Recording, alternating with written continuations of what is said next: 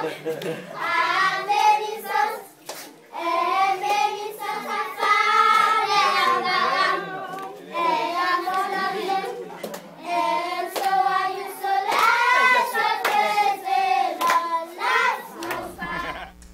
I'm McInerney, Administrative Director of the Church Planting Network. I'm here with Jon Elswick, church planter and lead pastor of Crossway Church in Davie, Florida. Jon, you just recently went down to Haiti. Why?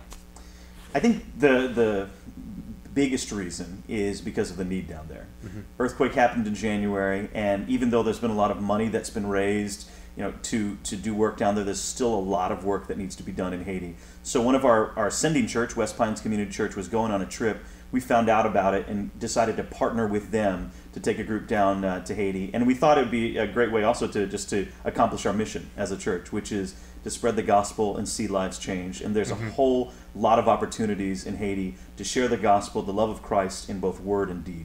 And so that's kind of what motivated us to head down there. Right. But the earthquake was in January, and you launched in January. Yeah. If I have the dates right, the earthquake was the 12th of January of this year.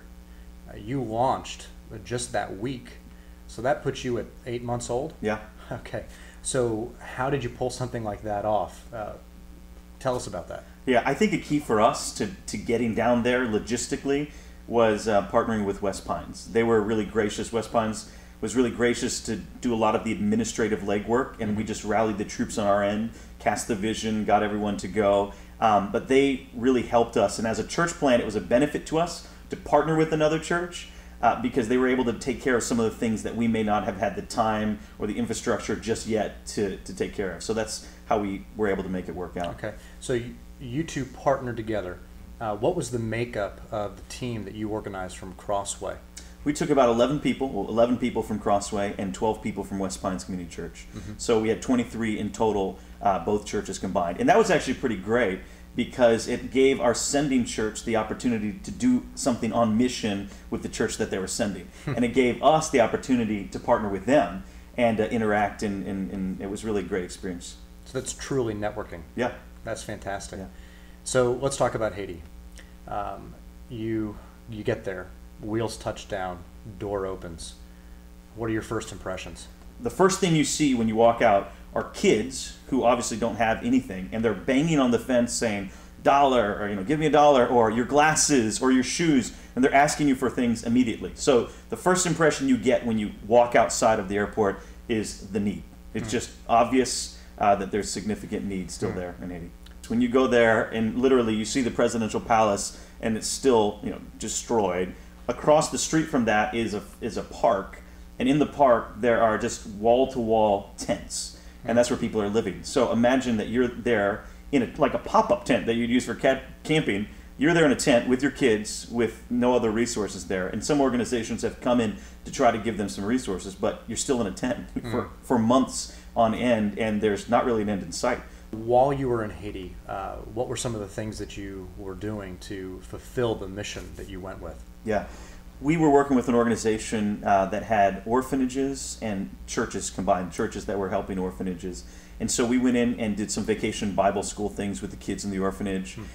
We did games with them, songs. So one of the things that we did in the orphanages, we were teaching them English through some of the songs that we were singing, so they get more used to hearing that in Bible stories. Had the opportunity to preach in a church there outside of Mirabelais and share the gospel there. And then we went to another group that was the refugees from Port-au-Prince in a place that we call Parachute Village. And they have nothing, like literally nothing. And so one of the things we did there was just bringing the joy and hope of Christ, because we had little coloring pages for the kids and like literally a crayon, and they just lit up. And we sang some songs with them. The other pastor who was with me taught there and just shared a brief message with them there. So it was just being able to touch the people there, give hope and the joy of Christ to the orphans and to the people who've been displaced. Wow. Wow. What were some of the God stories that came out of this trip? What were some of the memorable moments? I think two that really stick out to me, but there were a lot. But let me just say two. One, when I preached on Sunday at the church, it's so different from our churches. But here you have a church. You have to literally walk up this hill, long steps, a lot of steps. You have people walking there because most of them don't have vehicles to get there. It's cement floor, cinder block wall, tin roof, nothing. A generator outside to give a little bit of power for this projector and this small speaker that they have. So they have, compared to American standards, nothing. When we planted our church 8 months ago, we're a baby church, we have way more than what they had. And yet in the midst of that, during the worship time, it was just so beautiful to see the joy and the hope that people had because of the gospel in their lives. Everything outside around them is depressed economically, socially, all of that, politically. And so that was a really memorable thing to see that, yes, the gospel matters and it transforms people's lives even in the midst of darkness. I think the second thing that was really memorable was in Parachute Village. There was a lady that met us as we were approaching, and in her arms was a little baby who several months old, and he was completely emaciated. I mean, just legs, arms, just really, really thin. And it was the first time I'd seen in person what you see on TV. You see on TV kids in Africa or something like that have no food, but he was just completely malnourished. And we had some little little liquid formula jars, and we gave her 5. And so we kept going up the hill.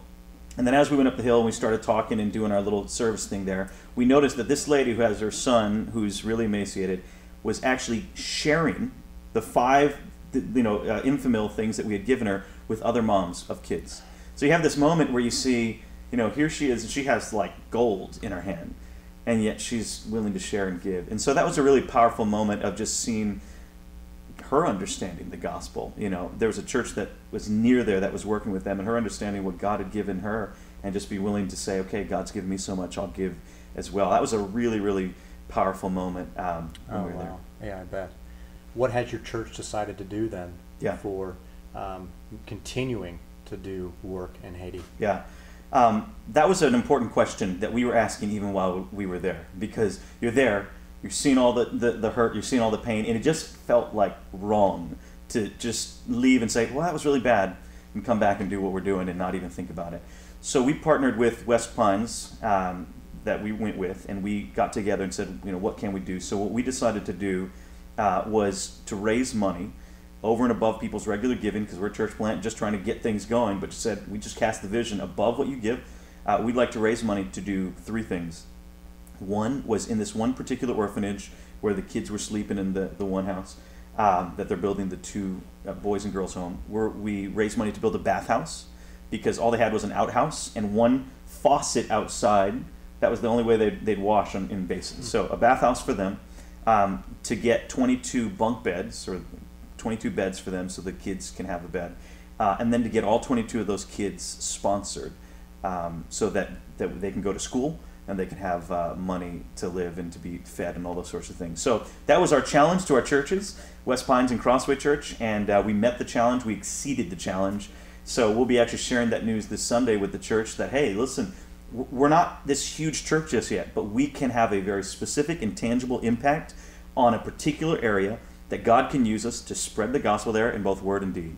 And we're going to see that happen. And then next year when we go, we'll be able to look and say, you see these beds? We built these, or we bought these. You see that bathhouse? We did this. See these kids? Look at their eyes. We're the ones supporting them. This is, it's the real deal. This is living out the gospel. So that's what we ended up doing. So. Praise God. That's a great story. So we've got church planters that are watching this, and ministry leaders. They're asking, okay, maybe I'm a young church plant.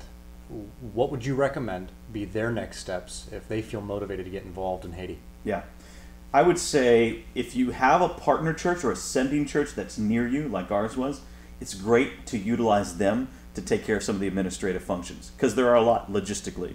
So one, if you can piggyback on them, it's a nice way to marry the 2 things, a sending church and plant coming together to work on mission together. 2, an organization that is working with local churches, so that it's not just giving, doing justice, but it's justice and Jesus. As Ed Stetzer says, I think that's important. So an organization that's doing both of those things, I think those would be 2 important things to think about when going. Okay, great. So we've got church planters that are watching this interview that are busy. Some of the busiest people Yeah. Why should they get involved in Haiti now? Yeah.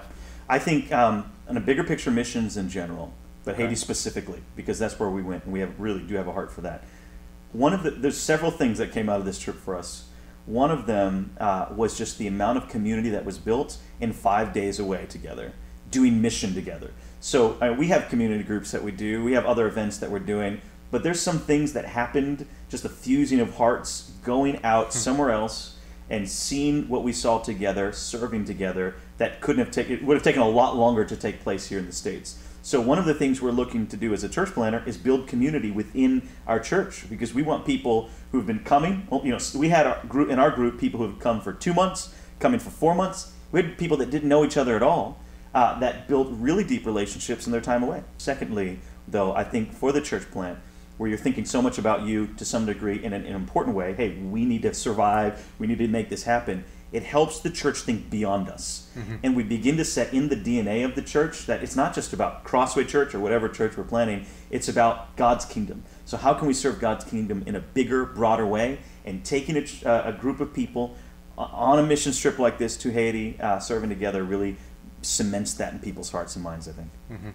Okay, so what should they do, though? Okay, that's a great reason. A lot of great reasons. What should they do to get involved? Yeah, get with an organization that's not just meeting needs, but is meeting needs and sharing the gospel, specifically working through other churches. So it's not just bringing justice, but it's justice and Jesus together, which is the most powerful combination. And even more than just working through churches, organizations that are planting new churches in Haiti. Because ultimately the reality is this: what Haiti needs most is food, yes, is infrastructure, yes, is better politics, yes, but what Haiti needs most is the gospel. Just like what the United States needs most is the gospel, and our cities that we're serving, what they need most is the gospel. And so organizations that are getting the gospel out, along with meeting tangible needs, I think are great ones to partner with.